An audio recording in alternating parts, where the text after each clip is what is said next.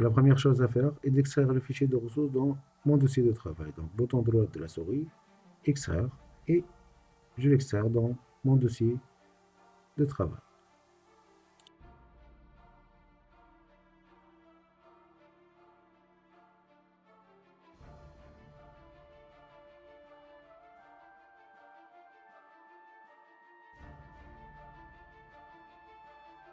Je passe à mon dossier, je trouve deux fichiers, un Qt Designer, un autre Python. Donc je commence à ouvrir le premier fichier, le fichier Qt Designer.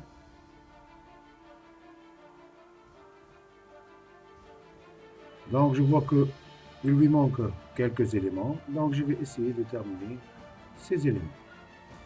Donc la première chose, c'est une zone de saisie qui est Line Edit, où l'utilisateur va saisir une valeur.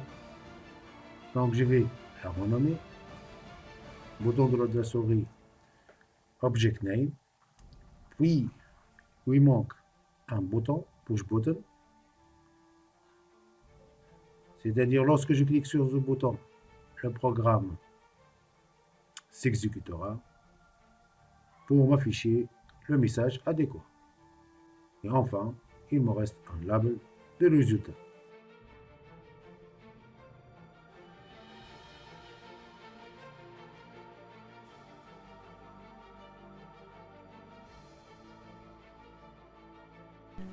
La même chose ici, bouton droit de la souris, Change Name Object. Donc je dois lui donner un nom, ce sera Race. Maintenant je vais changer quelques propriétés. Donc Frame, pour encadrer mon label, et Font, pour changer la police, la taille, couleur, etc.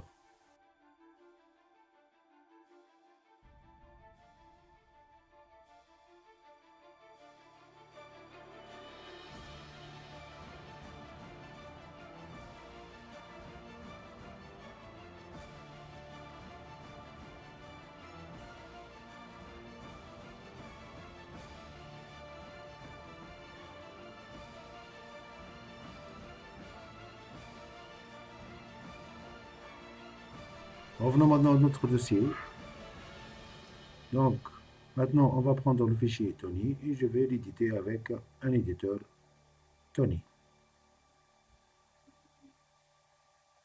Donc, la première chose, je dois enregistrer une nouvelle copie de mon fichier. Donc, fichier, enregistrer sous. Je dois définir un nouveau nom à mon fichier Python. Donc, ce sera nombre ondulant. J'enregistre. Maintenant, je vais faire quelques modifications. Au lieu de ma fenêtre, je vais l'appeler F.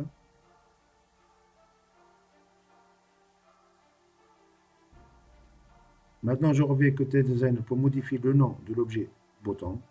Je vais l'appeler bVerif comme l'exemple. Prenons deux exemples pour expliquer que ça veut dire un nombre ondulant. Donc, ce nombre 1, 2, 3, 4, 5. La première chose, je recopie les deux premiers chiffres. Ils sont différents. Je recopie le troisième et le quatrième. Puisque nous ne sont pas les mêmes, donc ce nombre directement, j'affirme qu'il n'est pas ondulant et ce n'est pas la peine de continuer. Prenons maintenant l'exemple numéro 2. Avec le nombre 17, 17, 17, 1. Donc la même chose, je recopie le premier chiffre, 1 et le 7. Ils sont différents. Donc je passe au troisième et quatrième. Ils sont les mêmes. J'élimine du nombre. Je passe au cinquième et sixième. Donc puisqu'ils sont les mêmes que le 1 et le 2, il me reste maintenant un seul. Je le compare par rapport au premier. Donc 17, 17, 17, 1 est ondulant. Remarque, si le nombre de taille paire, c'est pas comme la taille impaire, il ne reste rien de chiffres dans le nombre. Je vais commencer par convertir le nombre en chaîne de caractères.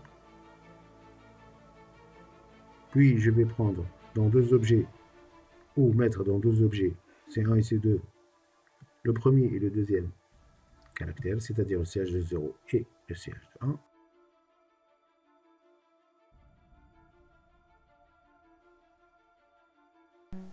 Maintenant, je teste si C1 est différent de C2.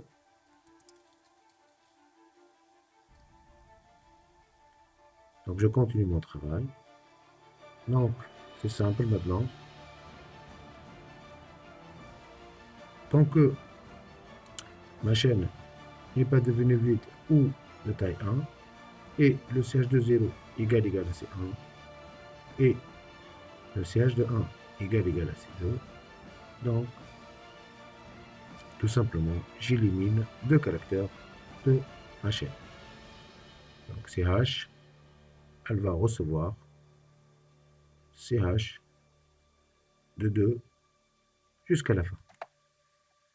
Maintenant, je vais définir le résultat, c'est-à-dire vrai ou faux.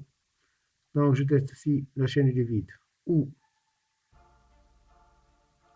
CH égale C1, c'est-à-dire elle reste un seul caractère qui égale à C1, donc je vais retourner true. Sinon, je vais retourner false.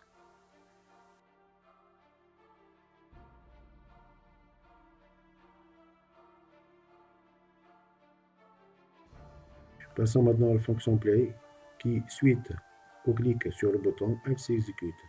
Donc la première chose, je récupère le contenu saisi par l'utilisateur de line edit, tout simplement f.nb.text.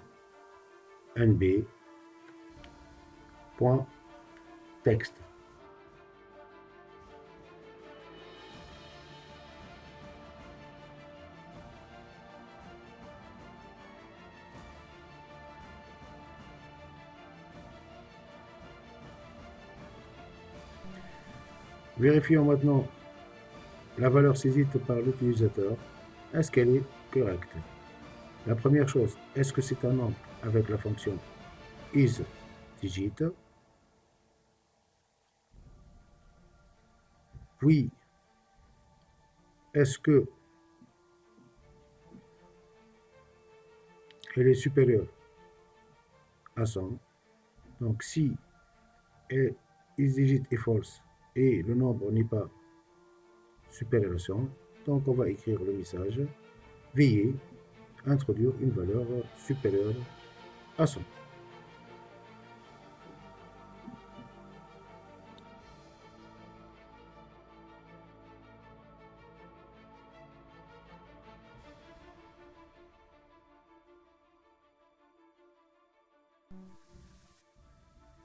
Maintenant, puisque l'utilisateur a saisi une valeur que supérieure à 100, on va vérifier s'il est ondulant, toujours en mettant un message dans l'objet MSG.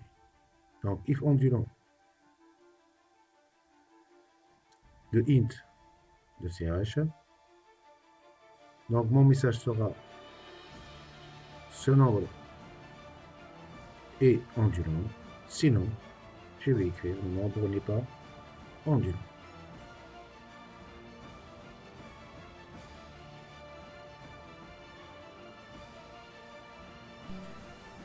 Maintenant, on va écrire le résultat, c'est-à-dire le contenu de MSG, dans l'objet ou dans label résultat. Tout simplement avec la fonction setText.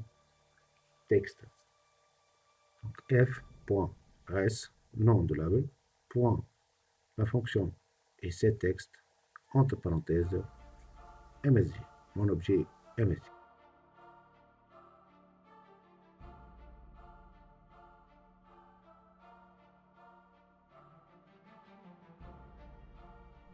Exécutons maintenant notre programme avec le premier exemple, 27, et je clique sur vérifier. Donc, il m'affiche dans le label veuillez introduire une valeur supérieure ou égale à 100. Maintenant, le deuxième exemple, j'essaie avec 56, 5, je clique sur vérifier, il m'affiche 56, 5 est un nombre ondulant. Passons maintenant au dernier cas possible. Donc, je suis ici 80, 80, 08 et je clique sur vérifier. Il m'affiche 80, 80, 08 n'est pas un nombre ondulant.